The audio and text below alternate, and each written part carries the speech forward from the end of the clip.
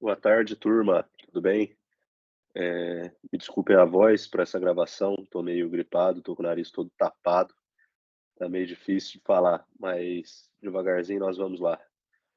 Hoje nós vamos falar sobre direito internacional, é a nossa segunda revisão, né? E espero que possa ajudar vocês de alguma maneira, tá? Quem estiver assistindo aí essa aula depois, espero que possa ajudar de alguma maneira, beleza? Então vamos lá. A gravação já está rolando, já tem 4 minutos. Vou compartilhar a tela aqui.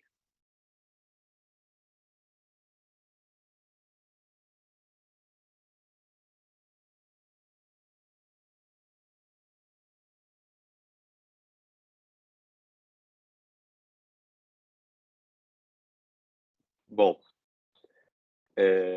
primeiramente, gostaria de falar que hoje a gente vai começar a falar sobre sociedade internacional, né, o que é, quais são as características, os princípios utilizados.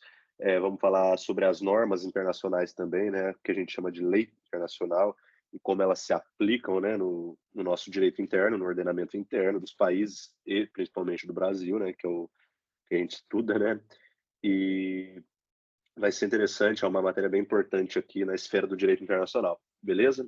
Bom, primeiramente, cabe fazer uma breve introdução no caso, né?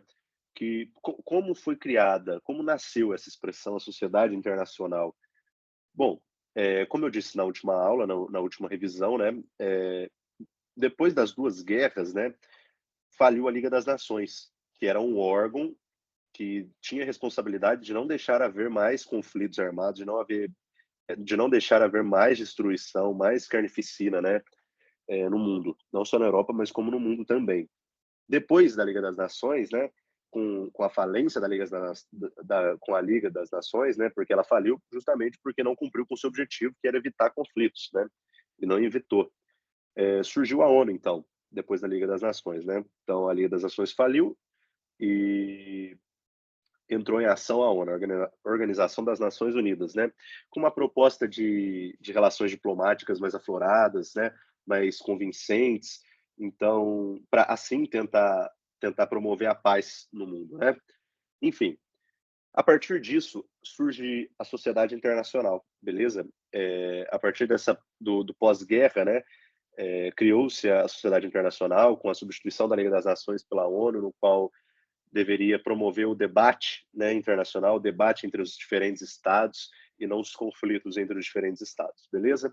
Portanto, a sociedade internacional nasce nesse contexto de criação da ONU, como um meio onde se desenvolve o direito internacional, como um meio onde as relações internacionais são desenvolvidas. Portanto, a sociedade internacional, ela, além de ser o meio onde se desenvolve o direito internacional, ela é onde se desenvolve as relações internacionais, as relações entre os estados, as relações entre os diferentes países, os mais diferentes países. Portanto, o direito internacional, aí sim, na sociedade internacional, vai começar a ser aplicado, vai começar a ser efetivado, tá? É importante dizer que a sociedade internacional é formada pelos sujeitos internacionais. Obviamente, a gente estudou os sujeitos internacionais na aula passada, que são os estados, os próprios nacionais, né, dos países. E esses sujeitos, eles compartilham os interesses dentro dessa sociedade internacional. Portanto, a sociedade internacional ela é fomentada pelo compartilhamento de interesses, pela cooperação entre esses estados, entre esses países que compartilham os seus mais diferentes pontos, para que assim possa haver a paz, para que assim possa haver, né, é, diferentes acordos entre os países, para que todo mundo possa desenvolver conjuntamente, né? Esse, na verdade, é o objetivo da sociedade internacional, é, fazer com que a paz seja promovida e que todos possam se desenvolver conjuntamente através da cooperação, beleza? Compartilhando assim os seus interesses recíprocos. Portanto, na sociedade internacional, é, o direito internacional ele começa a se desenvolver. Ele é desenvolvido através das relações internacionais entre os diferentes países, beleza? Agora vale falar sobre algumas características da sociedade internacional. Bom, primeiramente, a sociedade internacional ela é universal. O que é universal? A sociedade internacional ela não é a relação internacional, não é relações internacionais de alguns países limitados, tá? Não, Ao contrário disso, ela abrange todos os países, todos os estados, todos os sujeitos de direito internacional. Isso eu falo do mundo inteiro. Portanto, a sociedade internacional ela é universal por conta disso. Ela não limita-se a reconhecer, a abranger, a aplicar o direito internacional somente a limitados países, somente a um número, ao número de contornados países. Mas não, na verdade, ela faz com que o direito internacional seja aplicado no mundo inteiro. Ela faz com que as ações sejam feitas no mundo inteiro. Portanto, ela abrange todos os sujeitos. Logo, logicamente, ela é universal, tá? Por conseguinte, aqui é importante salientar, né, que a sociedade internacional ela é heterogênea. O que é isso, heterogênea? Heterogênea. Ela, na verdade, ela é diferente. Os sujeitos internacionais eles são diferentes. Portanto, a própria sociedade internacional ela é caracterizada por essa diferença, por a diversidade entre os sujeitos, por essa dicotomia entre os países. Poxa, porque a política do Brasil, por exemplo, a economia do Brasil, a cultura do Brasil é muito diferente da cultura, por exemplo, dos países árabes, dos países asiáticos. E mesmo assim, a gente se relaciona com esses países, né? Há relações internacionais entre o Brasil e países que têm culturas totalmente diferentes da nossa. Portanto, isso não acontece só entre Brasil e Ásia, Brasil e países ali do Oriente Médio. Não, mas isso acontece no mundo inteiro. Vocês concordam que os Estados Unidos, por exemplo, tem uma cultura totalmente diferente do Japão, e mesmo assim eles se relacionam, né? Os Estados Unidos têm uma cultura totalmente diferente de Taiwan, e mesmo assim eles se relacionam. Portanto, há uma diversidade entre os sujeitos, há uma diferença gritante entre a cultura, entre a economia, entre a política, entre fatores sociais desses sujeitos do direito internacional, os quais são os países, né?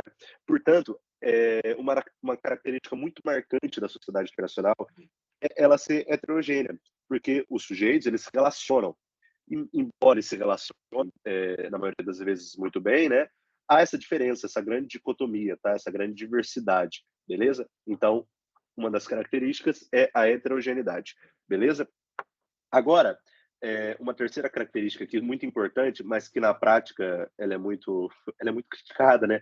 Porque a gente sabe que na verdade isso não acontece.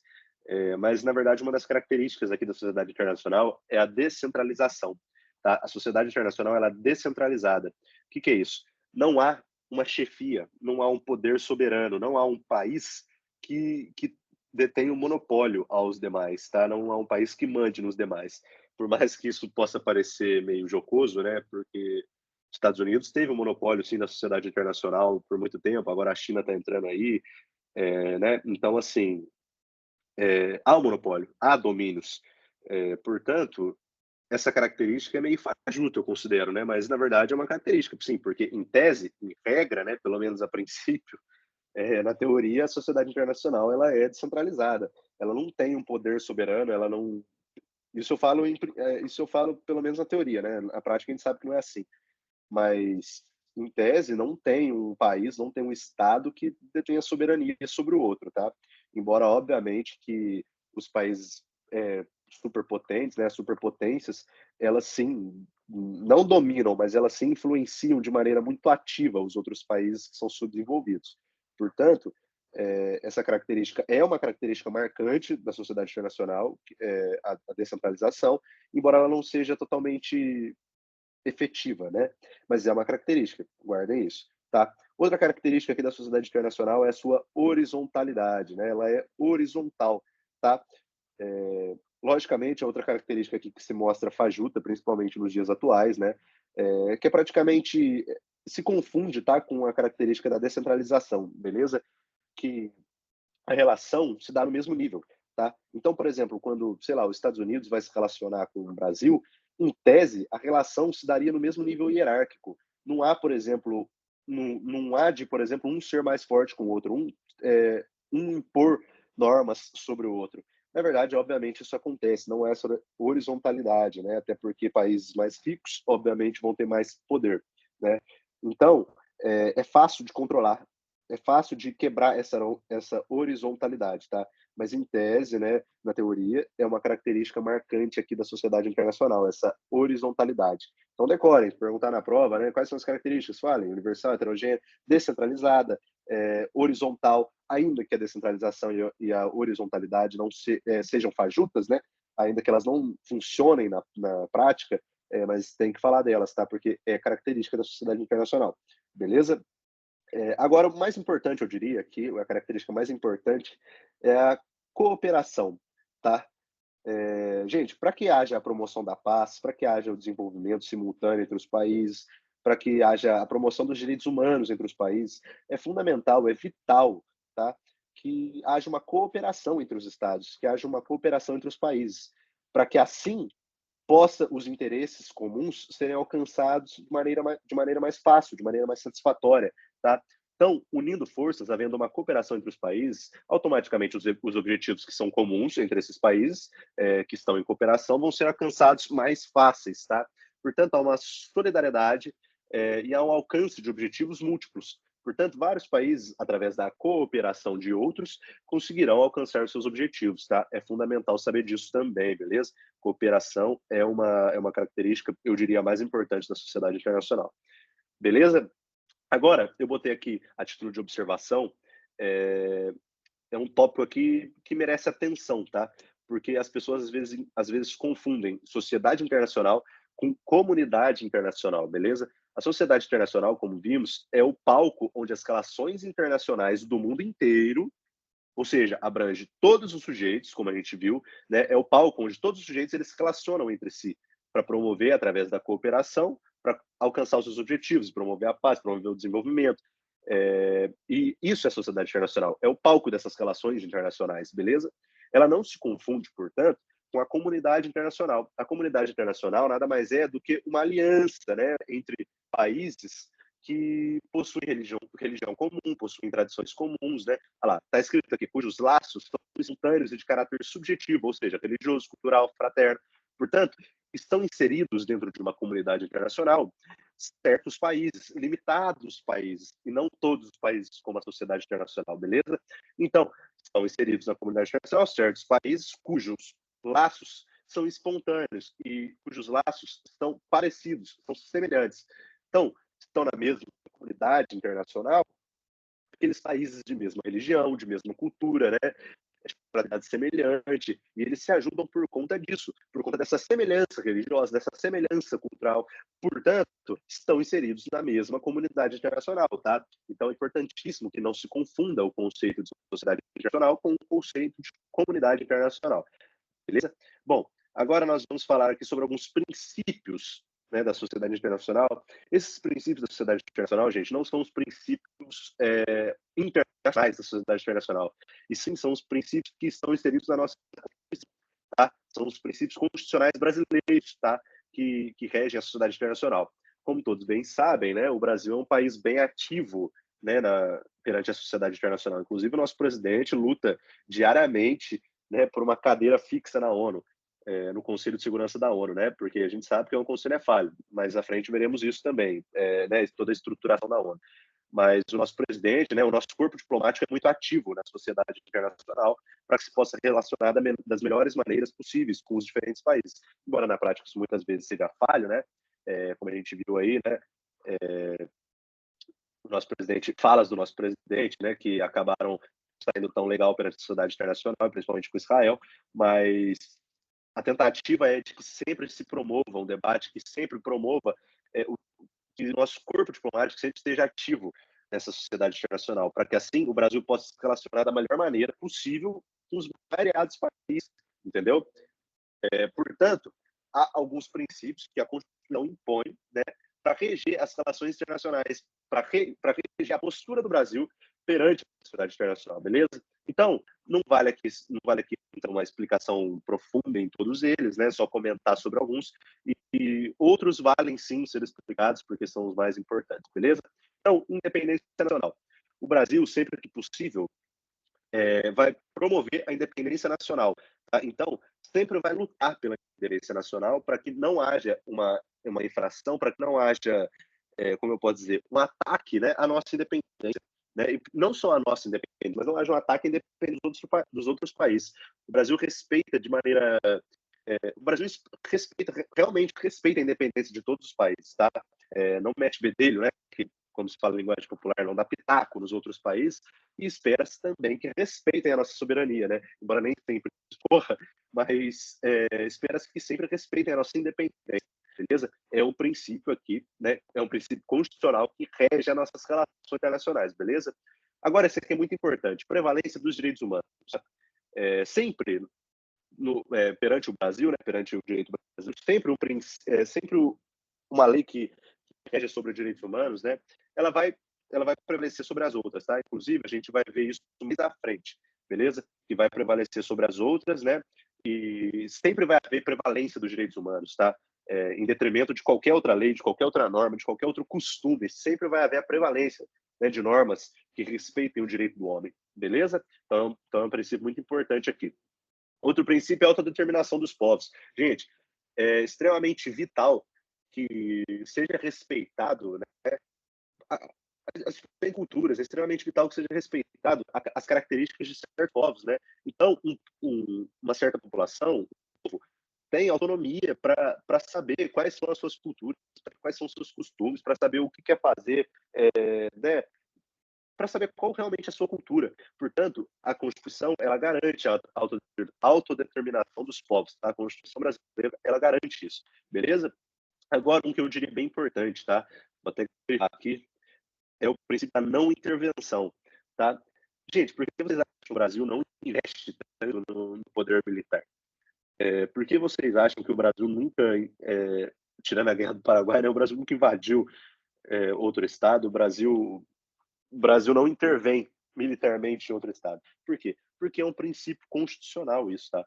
É um princípio que a nossa Constituição traz para reger as nossas relações internacionais. O Brasil jamais intervirá em outros países, beleza? O Brasil jamais mandará tropas a outros países para que quebre a sua soberania, beleza? Portanto, eu diria que é um princípio muito importante. Até grifei aqui o princípio da não intervenção. É por isso que o Brasil não investe em poder militar, beleza? Enquanto a nossa Constituição de 88 estiver vigente, nós jamais veremos uma intervenção militar brasileira em outro país, beleza? Por quê? Porque é um princípio constitucional, beleza? Outro princípio aqui, igualdade entre os estados. É aquilo que eu falei, a sociedade internacional, ela promove isso mesmo. E o Brasil realmente respeita isso. Tenta trabalhar de igual para igual entre os estados. Por quê? Porque é um princípio constitucional, tá? Não é porque os políticos, os diplomáticos e os diplomatas, não é porque eles querem parecer bonitinho, não, tá? É porque realmente é um princípio constitucional que deve se tratar igual a todos os estados, beleza? Outro princípio importante aqui que eu vou até grifar, ó, o princípio da defesa da paz. O Brasil, gente, sempre vai defender a paz. Então, sempre que tiver havendo conflitos, né, não só dentro do Brasil, mas no mundo inteiro, o Brasil sempre vai defender a paz, sempre vai defender um cessar-fogo, beleza? E automaticamente já se conecta aqui, ó, com a solução pacífica dos conflitos, que é outro princípio constitucional também, tá? O Brasil nunca vai, por exemplo, né, agora Rússia e Ucrânia. Embora o Brasil tente, né, tomar um lado, a nossa Constituição ela prevê que o Brasil não deve tomar um lado, e sim deve defender a paz, deve defender o cessar-fogo, deve defender uma solução pacífica desse conflito, beleza? Israel e os bombardeios que Israel faz em Hamas, o Brasil não pode defender, que Israel faz na Palestina, o Brasil não pode defender esses bombardeios e também, em tese, pelo menos, né, embora o presidente faça isso, também não pode criticar o Estado de Israel pelos bombardeios. O Brasil, na verdade, o que tem que fazer? Tem que ficar em cima do muro, essa é a verdade, porque a nossa Constituição ela garante a solução pacífica dos conflitos. Então, o que o corpo diplomático deve fazer? Deve buscar um cessar-fogo, deve buscar a paz, deve buscar uma solução que não envolvam a carnificina, que não envolvam o genocídio, beleza? Então, sempre vai haver solução pacífica dos conflitos, tá? Outro princípio aqui é o repúdio ao terrorismo e ao racismo, tá? Esse racismo aqui é novo, tá? Era só o repúdio ao terrorismo, foi uma emenda feita aí, mas antigamente era só repúdio ao terrorismo, né? Mas hoje em dia é repúdio ao terrorismo e ao racismo, beleza? O Brasil sempre vai repudiar atos terroristas e atos racistas, isso no mundo inteiro, beleza? Então, por mais que o Brasil não se relacione muito bem com algum país e aconteça um ato terrorista nesse país, o Brasil sempre vai fazer questão de repudiar esse ato, ainda que não se relacione bem com a vítima do terrorismo, beleza? Outro princípio aí, tá? Agora, cooperação entre os povos para o progresso da humanidade. É um princípio aqui importante também, tá? Não diria entre os mais importantes, mas é um princípio que deve se decorar. O Brasil deve cooperar, tá? Deve haver uma cooperação entre os diferentes povos para que possa se promover o direito, para que se possa promover os direitos humanos, tá? Para que haja progresso da humanidade, desenvolvimento humano, né? Por isso deve haver cooperação entre os estados, entre os povos, para que haja esse progresso, beleza? Outra coisa aqui, concessão de asilo político. Gente, sempre que alguém estiver sendo perseguido politicamente, né, em seu país, o Brasil é obrigado, por quê? Porque é um princípio constitucional. Então, o Brasil obriga a dar asilo a essa pessoa que está sendo perseguida politicamente, beleza? Se alguém está sendo perseguido politicamente na Angola, vamos supor, e essa pessoa fugir para o Brasil é obrigado a conceder asilo a essa pessoa, tá? Por quê? Porque isso é um princípio constitucional, beleza? Agora, o parágrafo único desse artigo 4º aqui, né?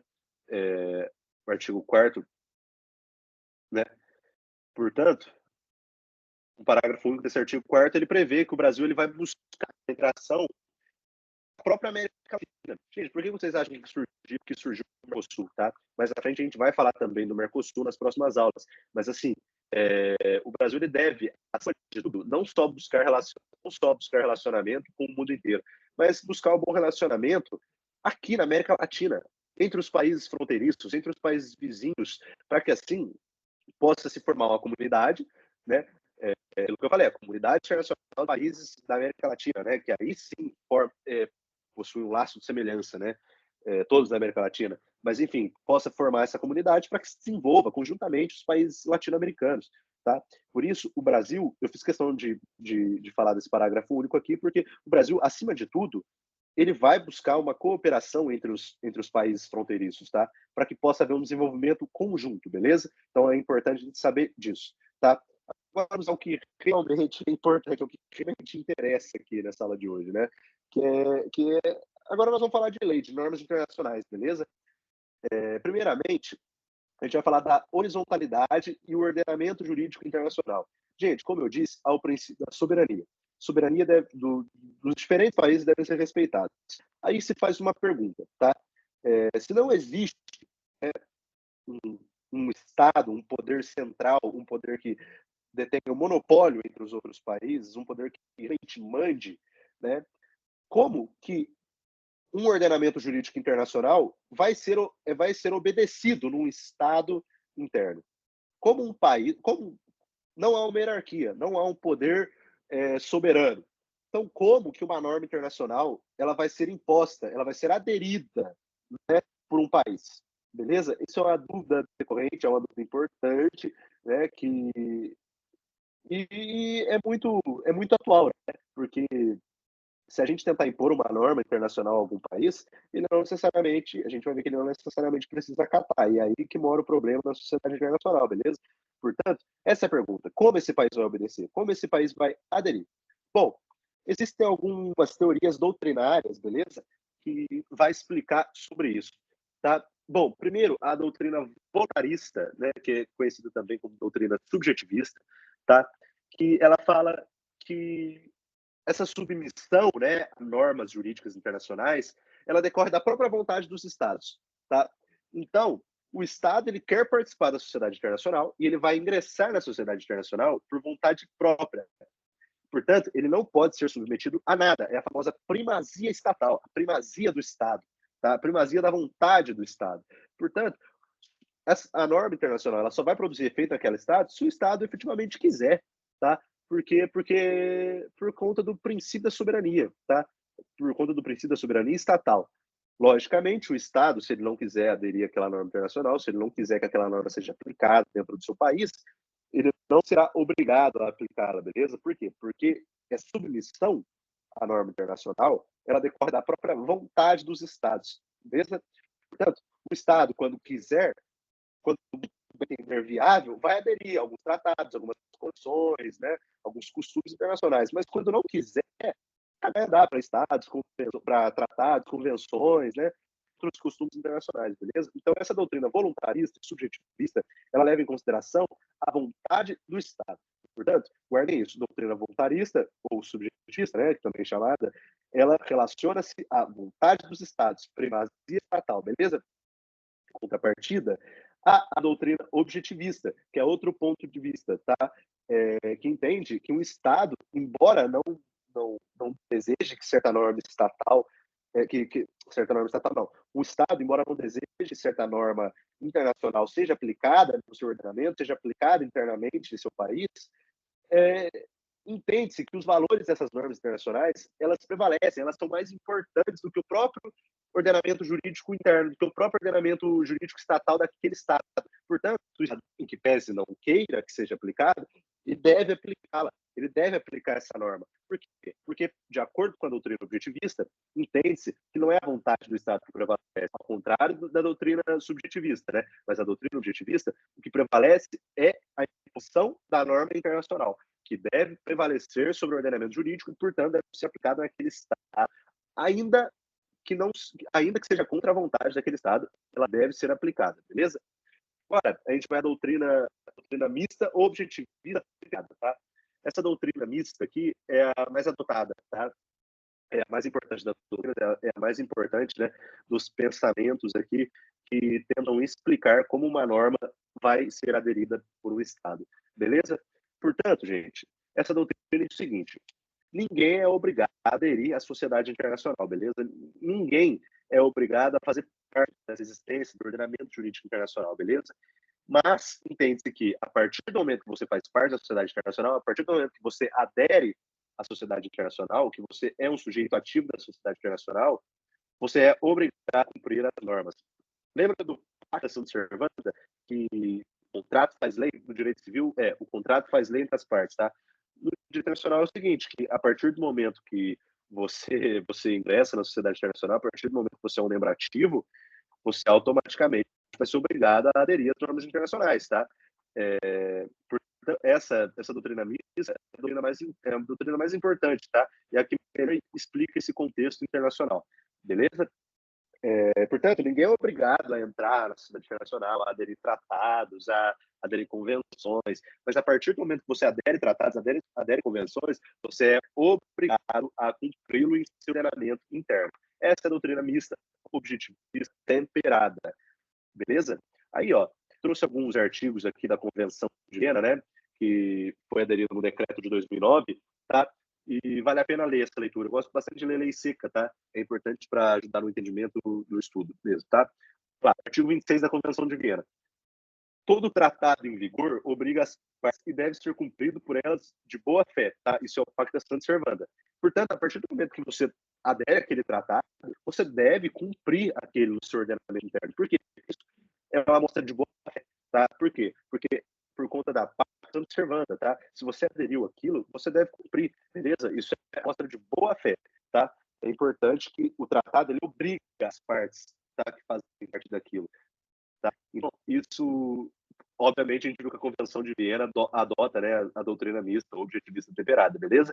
O artigo 27. Uma parte não pode invocar as disposições de seu direito interno para justificar o inadimplemento de um tratado. Portanto, gente, um Estado, um país, ele não pode falar, essa norma internacional vai contra o meu ordenamento interno. Não, porque a partir do momento que ele aderiu àquele tratado, àquela convenção, ele é obrigado, esse Estado é obrigado a cumpri-lo. Ele é obrigado a fazer com que. Ele é obrigado a submeter-se sobre esse tratado, tá? Ele é obrigado a submeter-se sobre essa norma internacional, porque ele faz parte daquilo, ele é um membro ativo, ele está naquele tratado, tá? Ele fez parte daquela convenção. Então, como a Pacta Sunt Servanda, ele deve cumprir, ele não pode alegar, ele não pode adimplir essa norma alegando que é contra o seu ordenamento interno. Não, porque, na verdade, a norma internacional ela vai prevalecer, nesse caso, sobre o ordenamento interno, beleza? Então, é importante esses dois artigos aqui, muito importante, estudem para a prova, tá? Vou até grifar aqui, tá? Que é botar em negrito, que são dois artigos muito importantes aqui, beleza? Agora, vamos lá. Como é a relação do direito internacional com o direito interno? A gente viu algumas doutrinas que tentam explicar, né? Que tentam explicar esse posicionamento de como os estados vão aderir, né, às normas internacionais. Agora a gente vai ver como se aplica essas normas, qual é a relação do direito internacional com o direito interno. Tá? Para isso, existem algumas teorias que explicam também. Tá? A gente vê aqui que o posicionamento do doutrinador Valério Mazzuoli, que creio eu que é o mais famoso na área do direito internacional, né? Vamos lá. O direito internacional e o direito interno são duas ordens jurídicas distintas e independentes, que é a teoria dualista que a gente vai ver agora. Ou, ao contrário, são dois sistemas que derivam um do outro. Portanto, a gente vai ver, gente, que há dois posicionamentos, tá? Há um posicionamento que entende que o direito internacional ele é totalmente diferente do direito interno, portanto, a comunicação entre eles é muito complicada. Agora, há uma teoria, há um posicionamento, né, um entendimento que entende que, na verdade, não, eles derivam do outro. Eles se comunicam, tá? Eles são interligados, beleza? Então, vamos começar agora pela teoria dualista, beleza? Como eu disse, a dualista entende que o direito internacional e o direito interno são sistemas totalmente distintos, tá? Eles são independentes, são separados, eles não se confundem, tá? Portanto, né, o direito internacional, a norma internacional, ela depende da vontade desses sujeitos, né, e depende da vontade unilateral, tá, de um Estado. Portanto, aqui, ó, direito internacional público depende da vontade comum de seus sujeitos, enquanto o direito interno decorre da vontade unilateral de um Estado. Portanto, de acordo com a teoria dualista, o direito internacional com o direito interno, eles não se comunicam, tá? Há uma autonomia entre eles e isso dificulta a comunicação entre eles, tá? Essa é a teoria dualista. A teoria dualista, portanto, totalmente distinta, né? Diz que são totalmente distintos o direito internacional do direito interno, tá? Portanto, logicamente, o direito internacional ele não vai criar obrigações para o indivíduo, tá? A não ser, a não ser que aquela norma internacional, aquela obrigação imposta pelo direito internacional, ela seja transformada em direito interno, tá? Portanto, de acordo com a teoria dualista, para que uma norma internacional ela seja aplicada no ordenamento interno de um país, de um Estado, essa norma internacional ela deve ser transformada em norma interna, beleza? Por quê? Porque não se comunicam. Por quê? Porque são distintos, tá? As duas, há uma grande autonomia do direito internacional e do direito interno. Portanto, a norma internacional vai ter que ser convertida entre norma interna, tá? Portanto, quando se fala em teoria dualista, pense em autonomia, beleza? Pense em autonomia estatal, em o direito interno possui autonomia e o direito internacional também possui autonomia, por isso são distintos. Beleza? Agora aqui, ó, foi o que eu disse. Para que uma norma internacional vigore em certo Estado, será necessário que este transforme a norma, colocando-a como lei interna, tá? É o que eu acabei de dizer, gente. Por conta da autonomia, que causa essa distinção entre direito internacional e direito interno, o Estado ele deverá transformar a norma internacional na norma interna, para que seja aplicada em seu ordenamento jurídico. Portanto, para que uma norma internacional seja aplicada dentro de um Estado, de acordo com a teoria dualista, né, essa norma internacional vai ter que ser transformada em lei interna desse país, desse Estado, beleza? É importante isso aqui também, tá? Agora vamos à teoria monista, tá? Que difere da teoria dualista, tá? A teoria monista, ela diz que o ordenamento jurídico, né, isso o direito internacional com o direito interno, é único, é uno, tá? Então, eles são interligados, tá? É construído por normas internas e internacionais que coexistem e são interdependentes, beleza? Então, diz que as normas internacionais e o direito interno, ele depende das normas internacionais e as normas internacionais dependem do direito interno para que seja aplicado. Portanto, elas não são autônomas entre si, tá? Ao contrário, elas são interligadas, beleza? É importante, não há essa distinção, beleza? Olha lá, ó, o direito internacional e o direito interno são dois ramos do direito dentro de um só sistema jurídico. Portanto, o direito internacional e o direito interno, eles estão inseridos dentro de um sistema jurídico, tá? Essa é a teoria monista. Isso explica a teoria monista. Aqui, ó, trouxe outro posicionamento aqui do Valério Mazzuoli, né? Trata-se da teoria segundo a qual o direito internacional se aplica diretamente na ordem jurídica dos Estados, independentemente de qualquer transformação. Então, aqui, ó, independentemente de qualquer transformação, beleza? Ao contrário da teoria dualista, gente, que nós vimos que é necessário que, para que seja aplicada uma norma internacional dentro de um país, é necessária uma transformação daquela norma internacional em norma interna, em lei interna.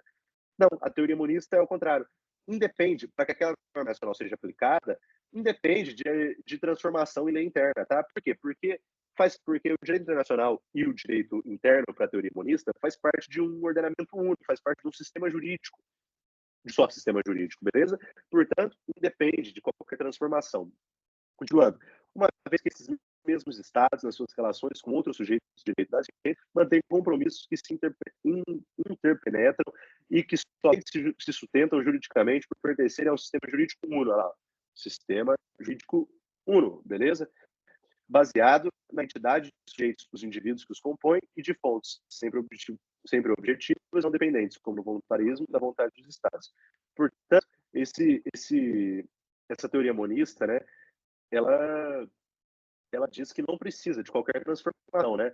Portanto, gente, a gente dá para conectar essa teoria monista, né, com a doutrina objetivista, tá? Que é a doutrina que não depende de aprovação do Estado, né? Que ela aplica imediatamente, na internacional ela aplica-se imediatamente naquele Estado, ainda que não haja transformação em lei interna, beleza? Essa é a teoria monista. Agora, olha lá, na teoria monista, a norma internacional será aplicada diretamente naquele Estado, tá? Então, será aplicada diretamente, tá? Sem que haja transformação em lei interna. Obviamente, isso também é aquela doutrina objetivista, como eu acabei de explicar, tá? Porque, ó, a interdependência, beleza? Há uma interdependência entre os ordenamentos internacional e interno, tá? Sistema jurídico unificado, beleza? Essa é a teoria monista. Tá? A teoria monista, gente, como ela é a mais utilizada, né, ela é a que prevalece, há algumas subdivisões, beleza? E nessas subdivisões, ela se subdivide em monista internacionalista, monista nacionalista e monista dialógica, tá? O que é uma monista internacionalista?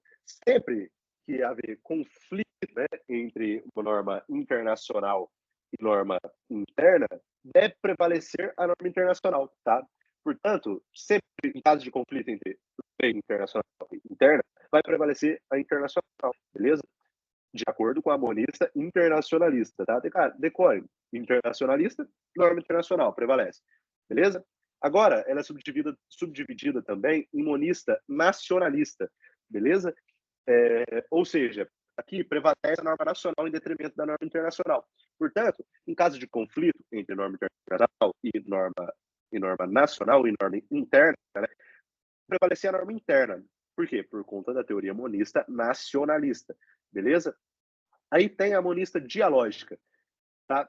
Que é aquela que prevalece, que oferece maior grau de proteção aos direitos humanos. Portanto, em caso de conflito entre norma interna e norma internacional, vai prevalecer aquela que oferece maior proteção aos homens, aos povos, à população. Vai oferecer aquela que oferece maior proteção ao direito humano, aos direitos humanos. Portanto, de acordo com a monista dialógica, não há uma preferência. Vai preferir a internacional. Vai preferir a interna. Não. Vai prevalecer aquela que dá maior proteção aos direitos humanos, tá? Não é taxativo, ou pode ser que às vezes prevaleça a internacional, porque oferece maior proteção aos direitos humanos, como pode ser que às vezes prevaleça a interna, que prevalece maior porque dá mais proteção aos direitos humanos. Gente, isso aqui também é um fajuto, tá?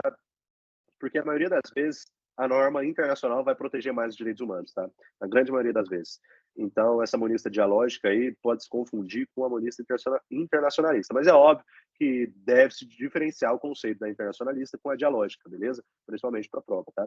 Mas, como prevalece aqui a que oferece maior proteção aos direitos humanos, pode ser, excepcionalmente, que a que prevaleça os direitos humanos seja uma nacionalista, uma lei interna. Embora difícil, pode ser. Então, vai prevalecer a norma interna, né? Mas, na maioria das vezes, a que dá mais proteção aos direitos humanos é a internacional, beleza? Gente, e no Brasil? O que prevalece em caso de conflito, né?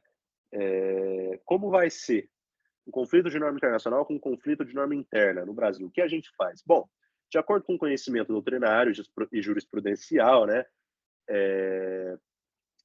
Caso de conflito, né, entre um tratado internacional e uma lei infraconstitucional do Brasil, vai adotar a lei posterior derroga anterior. Portanto, sempre que há um conflito entre norma internacional e norma nacional no Brasil, vai prevalecer a que veio depois. Simples, né? Isso aqui é o mais importante da aula de hoje, gente. a revisão de hoje, é o mais importante a saberem, assim. Então, sempre que haver um conflito entre norma internacional e norma nacional no Brasil, vai prevalecer a que vem depois. Portanto, lei posterior derroga a anterior. Então, sempre com o tratado, o Brasil, como é um membro muito ativo da sociedade internacional, sempre com um tratado, sempre que haver um tratado, né, esse tratado vai prevalecer perante a lei interna do Brasil. Agora, e se houver uma outra lei interna depois desse tratado? Essa lei interna vai sim derrogar o tratado. Portanto, esse é um macete que se utiliza no direito brasileiro para fugir dos tratados internacionais, tá? É aquele jeitinho brasileiro. Qual é o jeitinho brasileiro dos tratados internacionais? É só você criar a lei depois, que a lei vai derrogar o tratado. Por quê? Porque a lei posterior derroga a anterior, beleza? Então, portanto, no Brasil, o que prevalece entre tratado e lei interna é o que vem depois. Se o tratado vem depois da lei interna, o tratado vai prevalecer. Se a lei interna vem depois do tratado, o que vai prevalecer é a lei interna. Então, portanto, na maioria das vezes o que acontece no Brasil é o seguinte: há uma lei interna. Aí o Brasil é obrigado a aderir a um tratado, porque o tratado vem depois. Portanto, o tratado derroga a lei interna. Só que logo depois dessa submissão a esse tratado, o Brasil vai criar uma outra lei, entendeu? Que vai derrogar o tratado. Então, assim, é a zona brasileira, mas isso acontece no Brasil, beleza? Então, ou seja, se uma lei anterior à promulgação do tratado entra em conflito com o próprio tratado, prevalece o tratado. Se for o contrário, prevalece a lei posterior, independente das consequências pelo descumprimento do tratado no plano internacional, beleza? É aquilo que eu acabei de explicar. No Brasil prevalece o que vem depois, tá? Ainda que o tratado seja derrogado por lei, mas caso a lei venha depois, vai prevalecer a lei, tá? Agora, vamos saber aqui, o Brasil tem uma diferença de outros países, tá? Quando esse tratado, né, tiver como tema direitos humanos, o Brasil sempre vai fazer questão de internacionalizar ele da seguinte maneira, tá? Há o processo legislativo, não sei se vocês já tiveram isso, né? Acho que o pessoal sabe. No processo legislativo, a gente vê que para haver uma emenda constitucional é necessário 2 turnos, tá? Com aprovação de 3/5, né? Em 2 turnos pelas respectivas casas, isso é, Senado Federal e, a Câmara dos Deputados. É necessário que passe 2 vezes por elas e seja aprovada por 3/5, tá? É um processo legislativo completo, mas é assim que se causa uma emenda constitucional, uma mudança na Constituição. Portanto, os tratados que versem sobre direitos humanos, eles vão chegar ao Brasil como? Eles vão chegar ao Brasil, caso sejam aprovados, caso passem, né, por esse processo equivalente a emendas constitucionais, vai valer como norma constitucional. Portanto, os tratados internacionais que versem sobre direitos humanos, que forem aceitos dentro do Brasil, igual se cria emendas constitucionais, vai ser equiparado à norma constitucional, tá, gente? Portanto, os tratados que versam sobre direitos humanos no Brasil, eles equiparam-se à norma constitucional. Obviamente, se equiparam-se à norma constitucional, eles prevalecem sobre tudo, prevalecem sobre as normas infraconstitucionais, tá? Portanto, os tratados que versem sobre direitos humanos, eles vão prevalecer sobre qualquer norma constitucional, tá? Por quê? Porque eles têm peso de norma constitucional. Eles têm peso de emenda constitucional mesmo, mas para que tenha peso de emenda constitucional, para que eles prevaleçam, para que os tratados sobre direitos humanos eles prevaleçam sobre essas normas infraconstitucionais, eles devem ser aprovados em 2 turnos, 3/5 das respectivas casas, tá?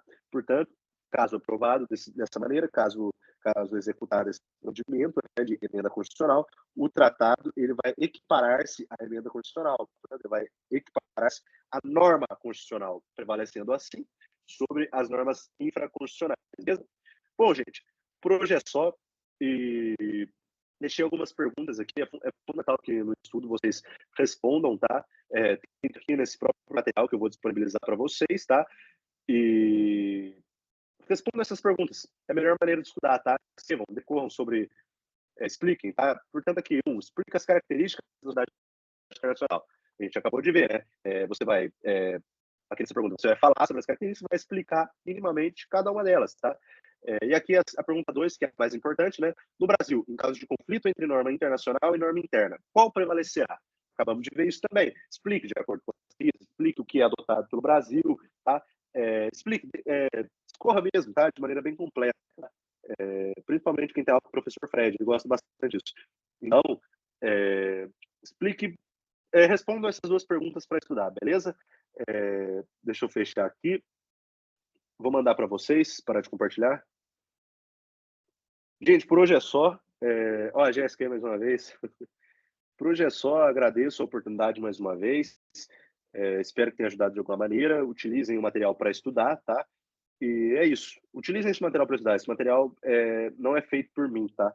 Esse material, na verdade, é feito pelo professor Fred mesmo. E assim, eu só estou utilizando ele para explicar, para ficar mais fácil mesmo para mim. Não é nem mais fácil para vocês, é mais fácil para mim. Facilita a minha explicação. Portanto, como é feito pelo próprio professor Fred, utilize esse material para estudar, tá? E na próxima aula a gente vai falar mais sobre os organismos internacionais, né? A Organização Internacional do Trabalho, o ONU e tal. E é uma matéria bem interessante também, vai ser uma revisão bem importante aí, óbvio, mais para a segunda prova, né? Por essa primeira é mais isso que cai, beleza? Então é isso, obrigado. Alguma dúvida, Jéssica? Não, perfeito, Pedro, como sempre. Muito obrigado. Se tiver, só mandar no privado lá no Zap, beleza? E estou à disposição, sempre vou estar à disposição, beleza? Fechou? Tamo junto. Obrigada. Eu que agradeço, Jéssica. Grande abraço. Tchau.